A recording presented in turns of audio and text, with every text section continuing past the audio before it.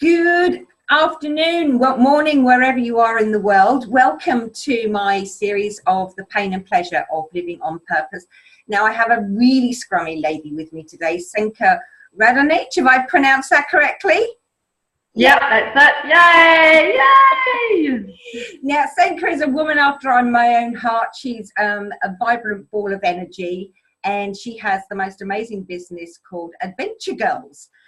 The title says quite a lot, but there's an awful lot more to it. And she's taken quite a painful journey to get to where she is today. Hello, Senka, and thank you for joining us today. I'm so stoked when you said that you wanted to do an interview with me. I was like, damn straight, Skippy. I'm so excited about talking about this topic because it's so important to let people know, like, the full part of anyone's journey. So, and that, you know, that we've all gone through stuff to get to where we are. And if it inspires just one person to go, that stuff that happened to me is, there's a bigger reason for it, then awesome. So I love what you do. Cool, thanks. Well, there is magic in everybody's, and I think in the day-to-day life, it gets so busy and we can be so lonely. We might be surrounded by a lot of people, but we can be so lonely, and particularly in our head with our thoughts and things. And it's actually, I'm interviewing people from all walks of life. So it's not just the majorly successful and people on a major mission. It's actually grounded people who are doing shit that makes a difference to their lives. And that's one of the things that you do. So, as a child, what sort of, if you're looking back, what sort of things can you see that obstacles that got in your way of living your life fully as you do now?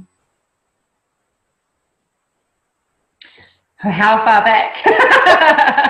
I feel like I should be lying.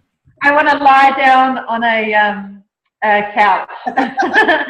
It's not a therapy session. It's gonna ditch, right? I guess, like, I can definitely remember some times that, like, looking back now, because I guess it's all respective and stuff like that. So, looking back and going, yeah, there were definitely some moments that I anchored in some feelings about, what events made me myself.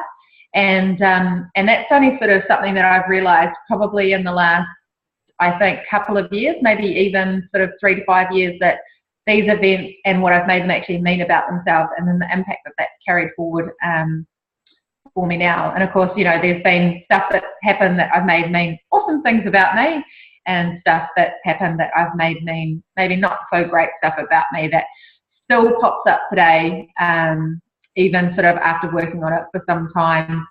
And I think that's just kind of how it is, that as you progress and you kind of go, oh, this area come up again, and then you work on it, and another layer peels back, and another layer steps. And it's all just about peeling back the layers to get to the core of who you really are. So yeah, it's really, and it's actually it's the awareness that helps. You don't dive down quite so far as you did in the past. And it's I think in my last interview is Ian Benson said it's about trusting that process. It's not, you've lived X amount of years, it's not going to take you 5 minutes to eradicate it, and it's all there for a reason. So is there any particular moment in your life that something that you really found hard to grapple with? I guess in more recent times, there's been a couple of big events that have kind of shifted a lot of the way that I've looked at my life. The most current was probably when I lost my mum, which will be actually 3 years this month. So in 12 days. So that was a real shape shifter for me. Like, that was one of those slap in the face, like, what the fuck are you doing with your life moments? So, Mum got really sick really quickly, and within a week, she passed away. And at the time, the way that we did our business wasn't awesome. I was doing really long hours and just felt underappreciated for the amount of effort that I was doing. I was burnt out, stressed out, and pretty much wasn't spending any time with my friends and doing cool stuff. And then I think I talked about this recently in another interview. It's like, you know how the universe loves to give you a little shoulder tap every now and again? Well, I dislocated my knee a couple months earlier, and I was just in recovery from knee surgery from that when Mum passed away. And I was just like, man, what is the freaking universe trying to tell me here? And it was just like, was this massive wake-up call, because I thought, you know, Mum went so quickly, like so unexpectedly. And I wanted her passing to mean something. Like, I wanted it to not be a wasted moment in life, but it was like, she's gone, oh, that's sad, grieve, and then just get on with life, hating the life that I had. Yeah. So, yeah. So I was just like, and I think, you know, a lot of people can relate on some level, whether it's a passing of, you know, a loved one, a massive event that happens to themselves, or, you know, a big chance where you've gotten sick and you've recovered and you've just had these massive wake-up calls, and you really have to take a review and look at your life and just go, is this how I really want it to be? You know, what's going to be on my headstone if I pass away next week? It was, and at that time it would have been, works too hard, doesn't spend time with her friends and family, forgotten how to have fun. It's just like everything that the opposite of what I stood for. Have you heard that poem called, I can't remember the exact words, but it's called The Dash, and it's about the dash between the date of birth and the day we pass over, and it's actually about what you do in between. That's perfect. Yeah, and it's like you're saying with your mum, it's about celebrating something, and you know, it's the tragic event, you know, what good can you make come of it? I can remember listening to you were doing an interview with Hanare on the Game Changer, and I was outside, and I just won some funding to create this massive, great big board that was going down into Whangarei Town Centre, and it's called Before I Die, and there were loads of lines on it for people to fill in, and I'm there spray painting before I die, all these things. And I can, you're talking about your mum passing, and I had tears pouring down my face, and I just thought, well, this girl's got courage, she's got balls. And so that makes me want to cry. Oh, yeah, but it was really special, and I think the fact that you share your story and the meaning behind it really gives so much added humanness to what you do. And I think that's the really important thing, because we're all putting on a front. You know, I'm all about the environment, and I look at the plastic in the ocean and the pollution, and I think it's actually a reflection of how we are in the world. We all put on this plastic front, and we're putting on this facade as to how to be, you know, and, you know, we're talking and you're responding emotionally, and there's nothing to cover up about it, because you're the most delicious, human, grounded person there is. And it's, so how did your Adventure Girls come from this incident? Was it something that was in the back of your mind, or how did you evolve into creating your business?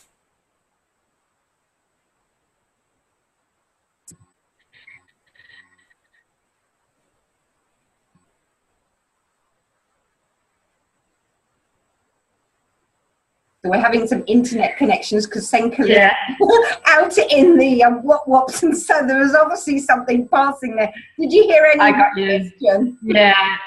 I think that was like, how did Adventure Girls come about from that? Yes, it was. Yes, thanks. Yeah.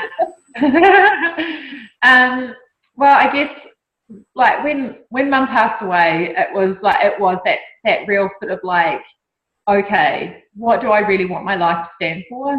And like it took me a while to actually kind of figure out that Adventure Girls was what it was. You know, there was just the whole journey of like having to let go of the business that I was currently running, and then not knowing what I wanted to do. And there's so much in that process and in that story, and so much learning from that, in terms of sometimes just having to let go and just trust the universe will you'll grow your wings on the way down, sort of thing. So I finished up in the business that I was working in, didn't know what I was going to do in between, was getting coaching at the time. And it just came up in conversation. It was like, I don't know what I'm going to do, blah, blah, blah. My world system that like is my biggest fucking cheerleader. And I don't know what the hell I'm going to do. And then we got talking about Adventure Girls, which I actually ran probably about 10 years ago. Oh, really? And yeah, so it originally started 10 years ago. I ran it for 3 years part-time, and then I got involved. Then I lost everything in the property market crash and had to shut Adventure Girls down. So for 6 years, it lay dormant, doing nothing. Mum passes away. I go, what the fuck am I going to do? I end up in a conversation with my coach going, and then we talked about Adventure Girls, and I was like, all I could just hear was all this bullshit. You can't restart it. It failed before. What if you fail again? You know, it didn't work that time like the way that I wanted it to. How else can I make money? You know, just all the stuff that was coming up. Anyway, cleared a lot of the energy, and I was just like, why the hell am I not doing this? Earlier on in the year, I'd been along to a women's only riding adventure, and I was like, man, this is what I used to love doing. And it was just like, you know, when all those events kind of go boom, boom, boom, boom, boom, and then this one conversation, it was just a conversation. It wasn't like a big coaching session. It was just like, I was like, why the hell am I not doing that? Yeah. And I literally like just found my old database, found all the set a date for the new first adventure. I basically just like relaunched it, and since then I haven't looked back. Like it has just been like such a whirlwind. It'll be coming up 2 years at the end of this year, and yeah, like when you know that you're on path, it's like, and the more that I do it, the more I realise that that's the space that I love. I love getting ladies out to basically,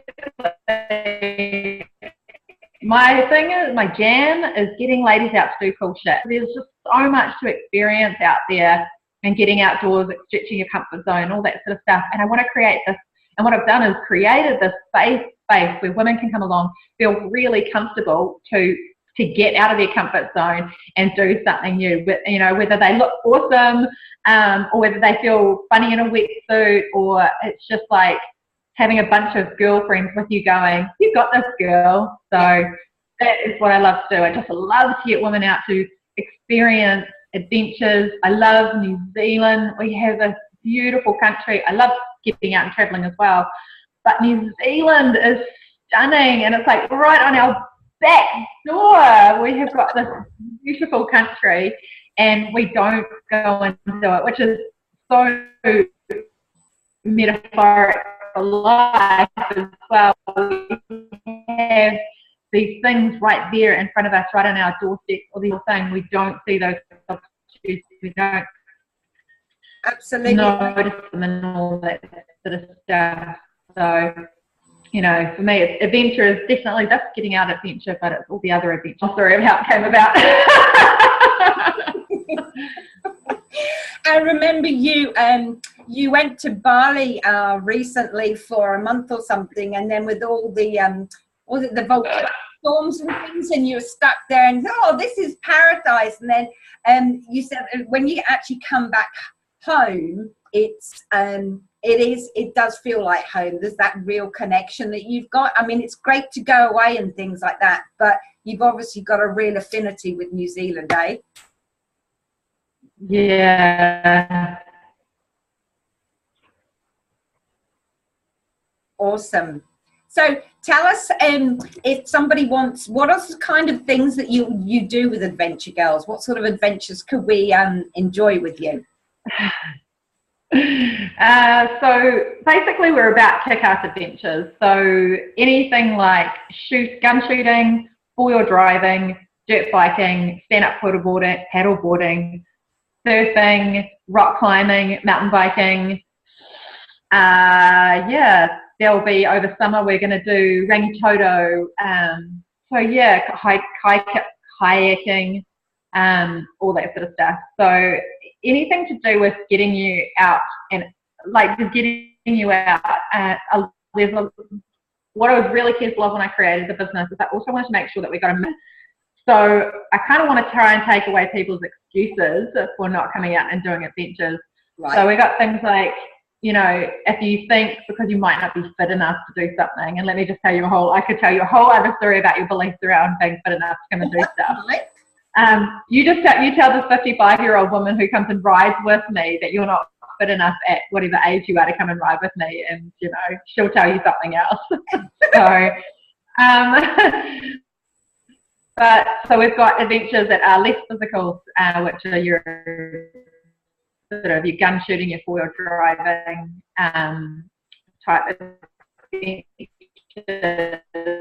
and then some that are a little bit more on the front and going and doing things, speed demons. It's all about learning how to do this adventure. So if you ever decide you want to get into it, you can do that safely. Like we do that with the dirt biking. You need to learn clutch, gears, braking, cornering, all this cool stuff. And then that way, if you want to pick any of those cool stuff, you can. So yeah, so that's kind of in a nutshell the types of adventures that we do. What a shit of a job you've got. And like this year has, like you say, when you were talking about the Bali experience, like I went over to go and check it all out to see, you know, because we're going to go there this October for a surf adventure. I wanted to go scope it all out. And I wasn't even supposed to be there for 10 days. Ash Power came in, like I was meant to come back. I extended my flight by like 5 days. I just was really loving the day before I was supposed to fly out. I got notification to say you can't fly out, and I just couldn't book a ticket for like till 2 weeks later. So I was there for a month, and I was like, I'm going to move to Bali. It's off the hook, and it is. And then I landed back in New Zealand, and I went, holy shit, we have got the most epic country right here. So yeah, I will be spending what I thought. This internet's doing amazing things with what you're saying. Sounds like you're saying it. Yeah, as of next year, I'll probably be 4 months away, and then the rest I'll. Oh, cool. Can you just say that again? Because the internet went funny. It's like you're 4 months away. So you're going to spend in Bali? Yeah, I'm going to spend, not in Bali. I'm actually off to Costa Rica in July to go and scope that out for another surf location. So next year, so 2017, we'll Adventure Girls will run probably a Costa Rica surf adventure in July, I think. Yeah. In July, August, September. I've got to figure out some international adventures to go in there. I'm thinking a couple of mountain bike ones, and then in October we'll do Bali again. So I don't think I'll come back to New Zealand over winter. I'm going to escape winter and do what I've always planned. And this is like one of my, you know, when you like for years I've been doing vision boards, you know, like ideal life and all that kind of stuff. Yeah. And like probably 12 years, I reckon I've been doing personal development.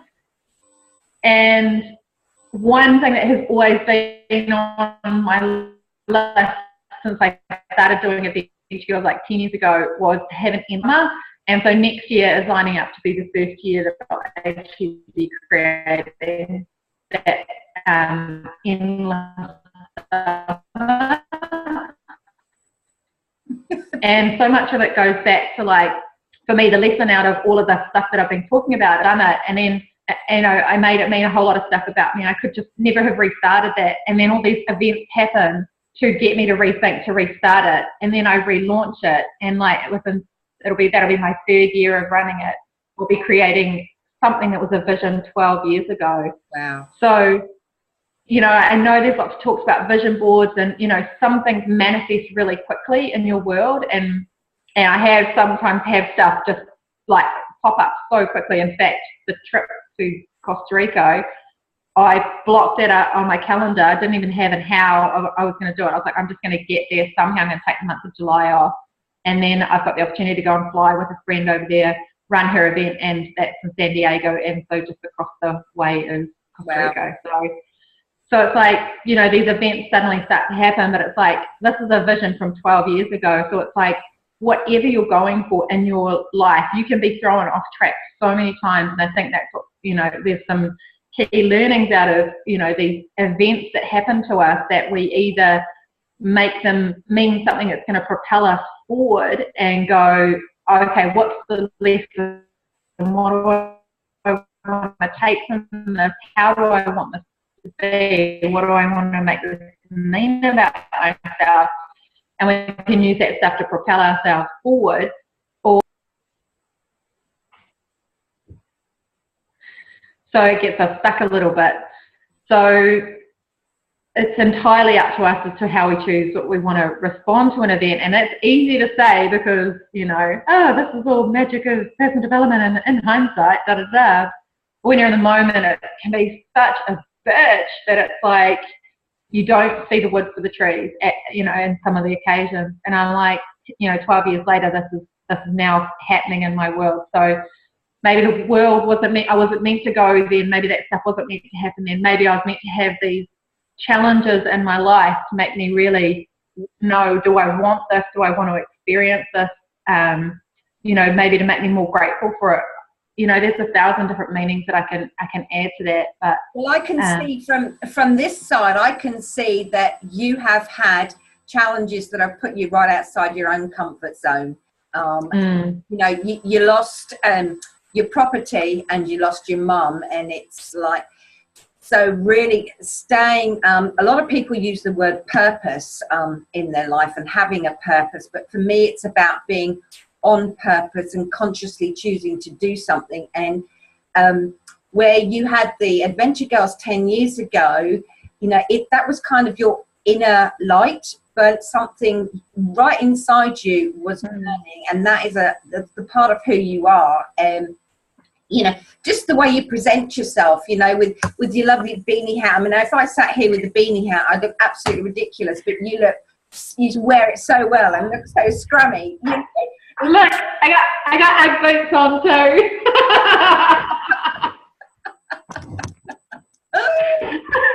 Keeping it real.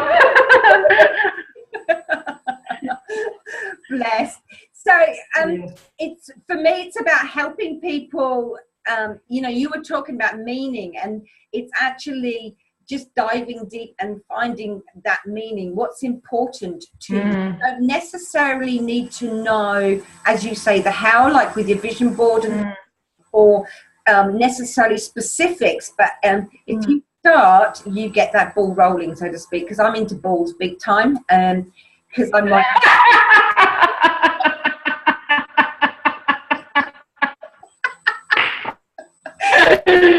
Oh, I love it. It's a great talking point. This is why we get along.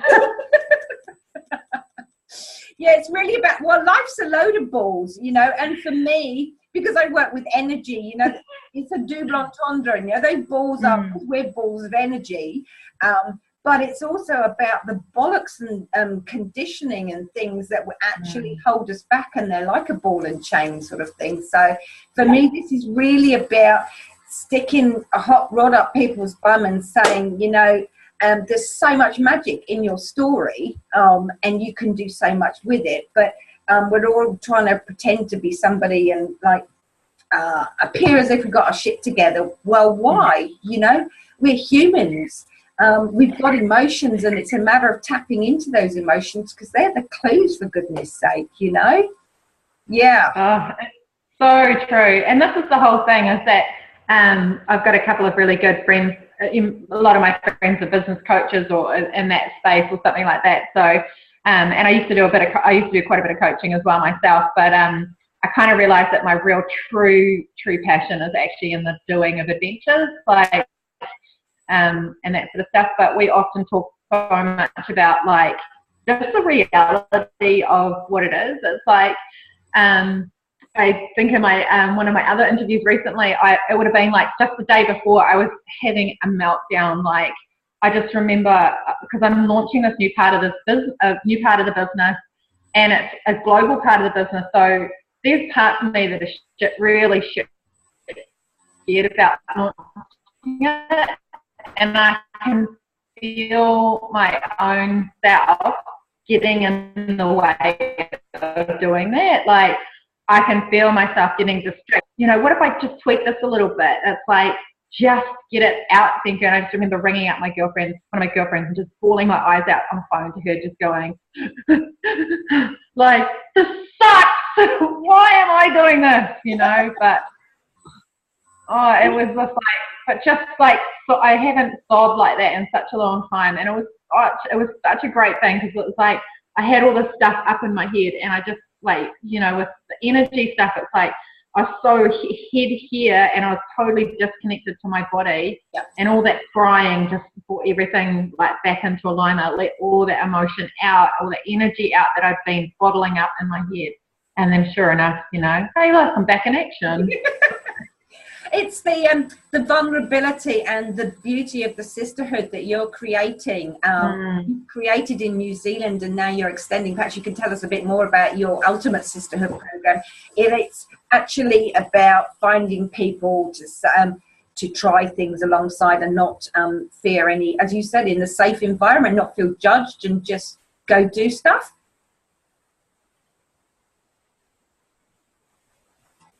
So can you tell us a bit more about your Ultimate Sisterhood, how you're expanding your business? Good. So you just turned into like an 80s robot for me just a little bit there. Yeah, well, yeah. And I get it. I'm good at deciphering, but I missed some of that stuff there. It just got a bit...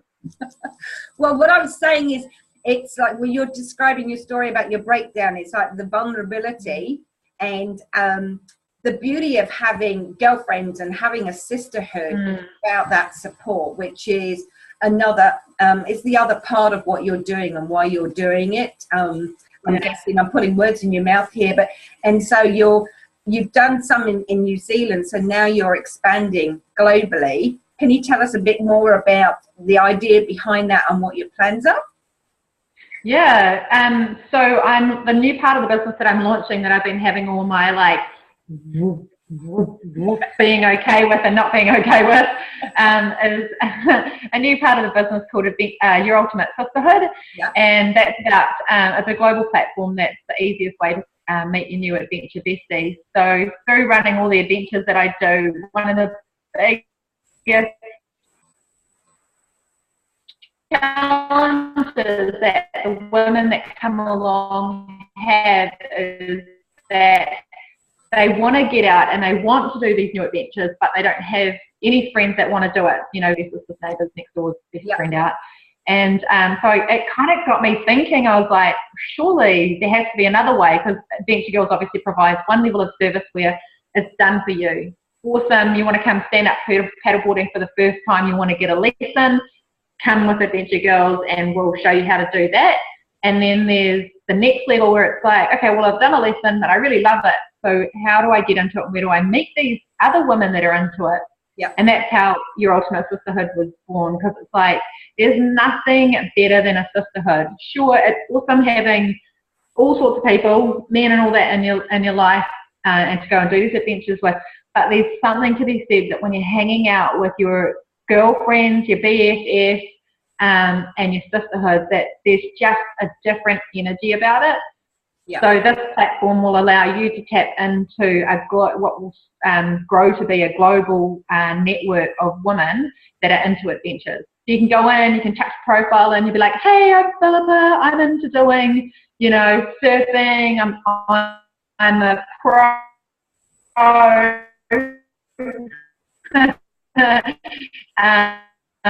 want to try stand-up paddleboarding. I live in New Zealand, but I want to travel over here, and your area or areas that you're going to travel to that are into the same adventures that you are. So. Awesome. Because I can hear what you're saying about, because a lot of my girlfriends, because I'm very childlike and spontaneous myself, and a lot of mine have, no, I'd say not a lot, but it's not adventure, that kind of outdoorsy stuff is not their thing. You know, they've got their slippers on and they're more comfortable doing other stuff, and that's why we're all different. But it's fantastic to know that there's something out there. My daughter's actually a surf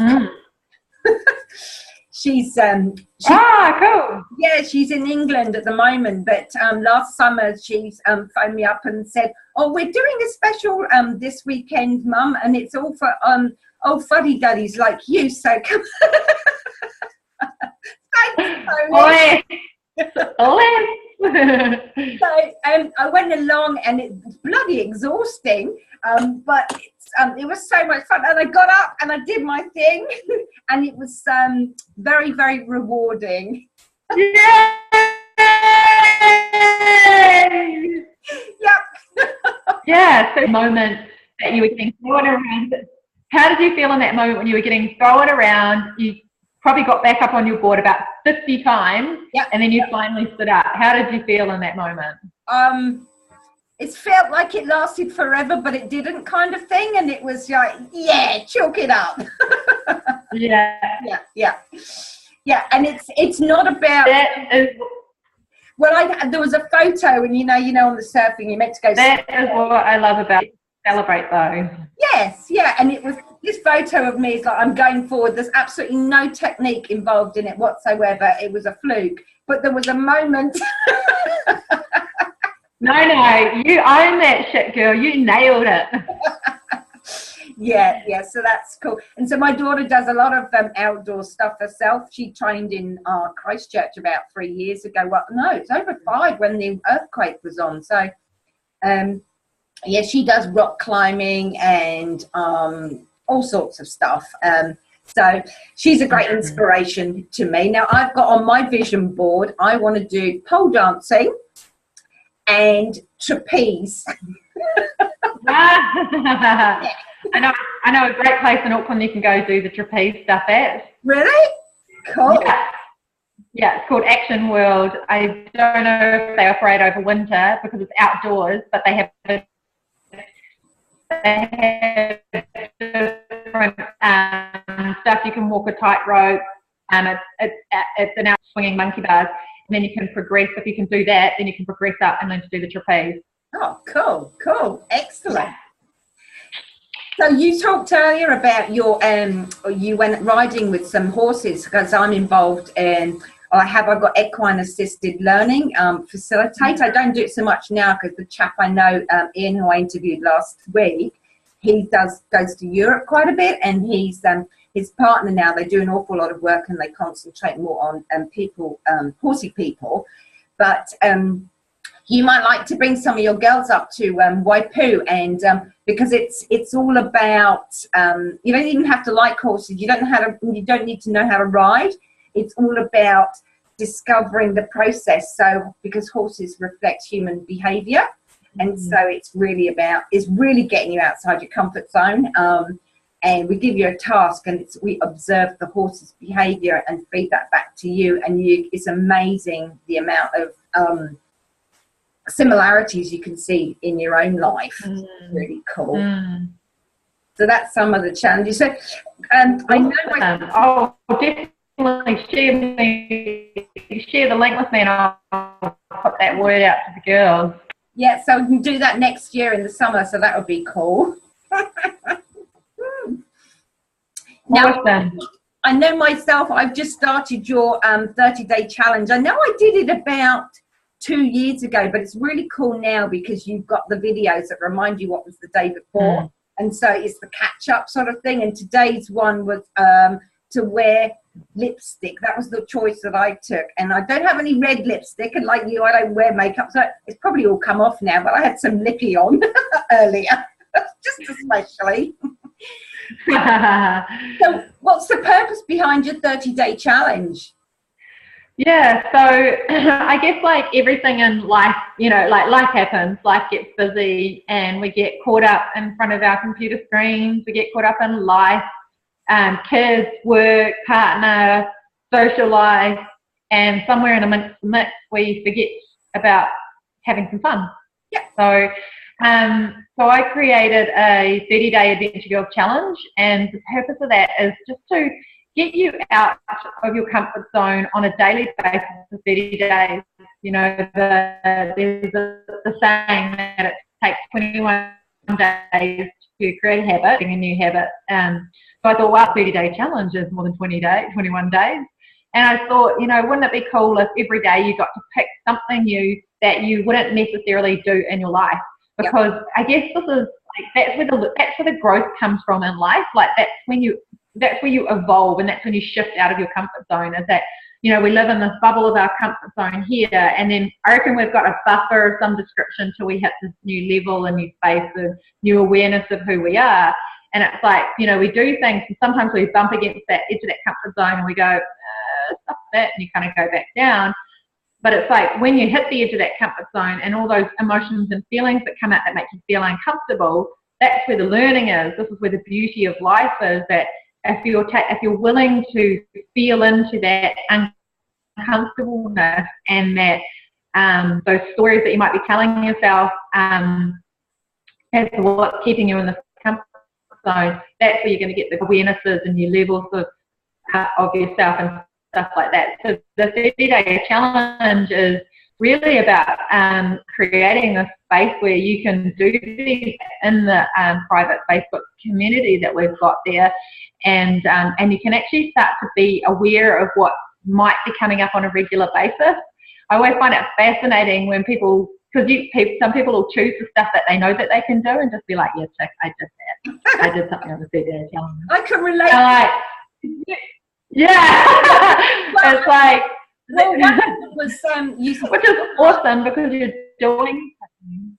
Yeah, well, you said to smile at people. That was one, and I thought, well, I do that, and then the next day was to say hello to people, and I do that, and it was, and I think I'd done all three or one of them, and I just thought, okay, so I need to think of something to extend that for myself. Nice. And well, actually, even just to make a point of saying, give myself a challenge is to say hello to 10 people as opposed to just the one person or something like that. Yeah. And I think one of the things is that when you get to having achieved that little something, it's like, oh, I can do this. I wonder how much more I can do. And the challenge helps create that momentum, doesn't it? Yeah. It's like my balls.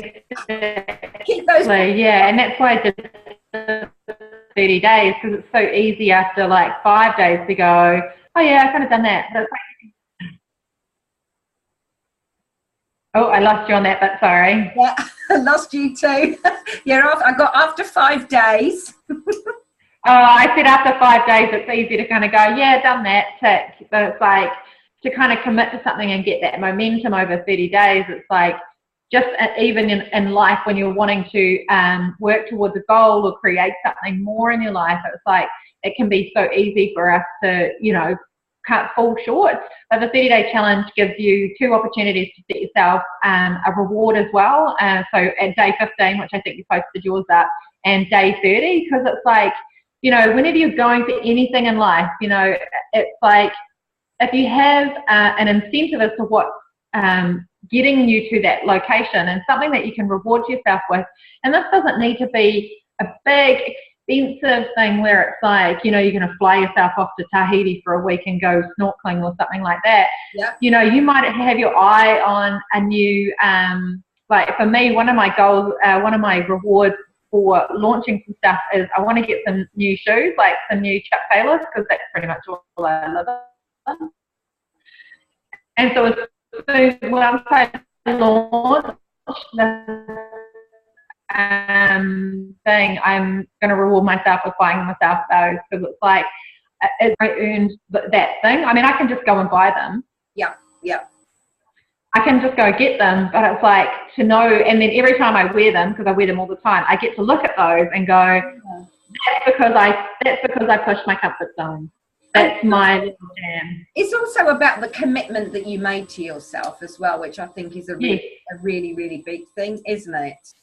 Yeah. Yeah, absolutely. And yeah, because we can do that. We can go, I'm going to go and do this, and then you kind of stop doing it and all that sort of stuff. So there's the opportunity to share all that in the 30-day challenge with others. You can inspire them in the 30-day challenge group as well. So what has been it's just another level of sisterhood, you know.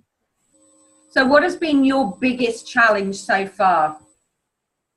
In life or business or what? Whatever comes to mind. Whatever comes to mind.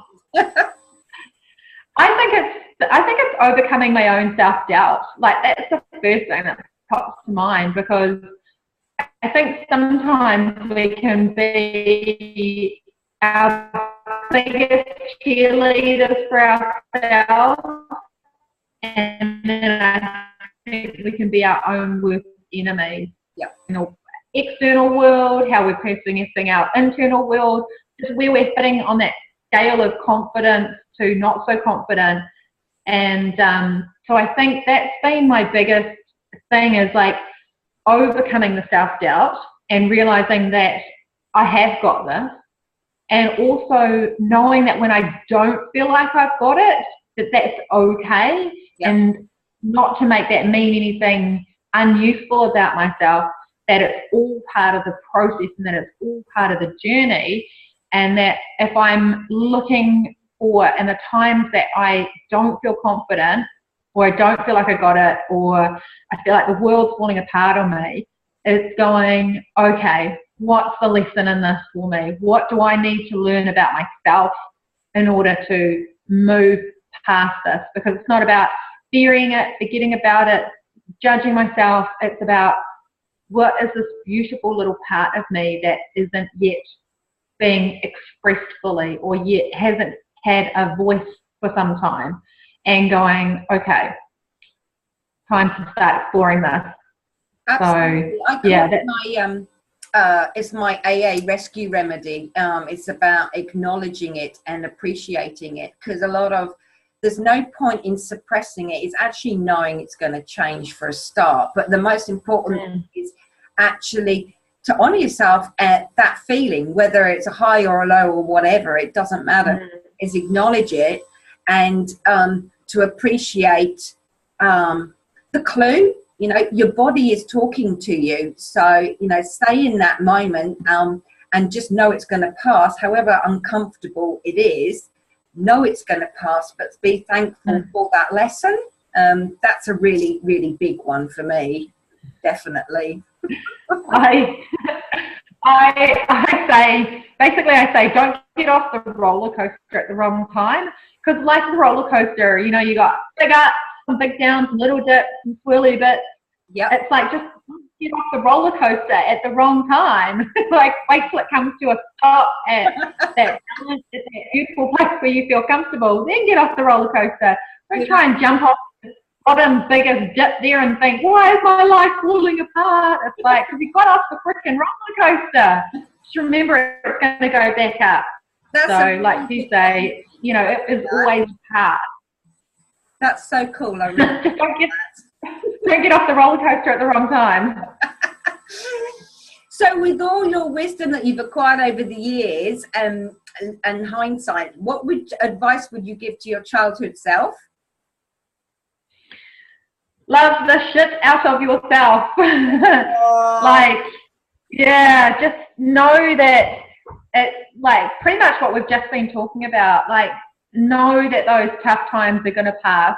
Know that everything that happens for a reason, and we do get a choice as to how we want to make that mean for ourselves and about ourselves.